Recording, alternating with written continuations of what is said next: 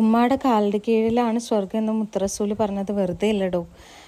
നമ്മൾ ഉമ്മയുടെ വയറ്റിൽ വളരുന്നുണ്ടെന്ന് അറിഞ്ഞ നിമിഷം മുതലും ഈ കണ്ട കാലം മൊത്തം നമ്മളെ ഒരേ രീതിയിൽ ആത്മാർത്ഥമായിട്ട് സ്നേഹിക്കുന്നുണ്ടെങ്കിൽ അത് ഉമ്മ മാത്രമായിരിക്കും.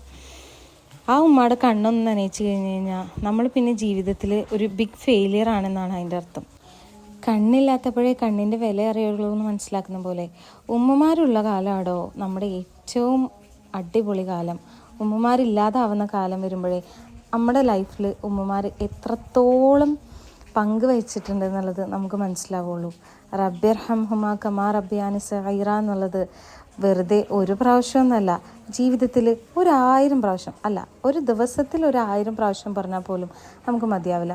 എത്രത്തോളം നമ്മൾ പടച്ചവനോട് ശുക്ർ ചെയ്താലും മതിയാവില്ല. കാരണം ഈ ലോകത്ത് ഉമ്മമാരില്ലാതെ കഷ്ടപ്പെടുന്ന എത്രത്തോളം കുട്ടികളുണ്ടെന്നറിയോ?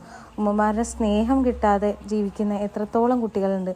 ആ ഒരു കാലത്തിൽ നമുക്ക് നമ്മുടെ ഉമ്മ സ്വന്തമായിട്ട് കൂടെ തന്നെ ഉണ്ടെന്ന് പറയുന്നത് അത് പടച്ചവൻ ചെയ്തു തരുന്ന ഏറ്റവും വലിയ അനുഗ്രഹമാണ്. അതിന് അള്ളാഹിനോട് എപ്പോഴും ശുക്ർ പറഞ്ഞുകൊണ്ടേയിരിക്കണം.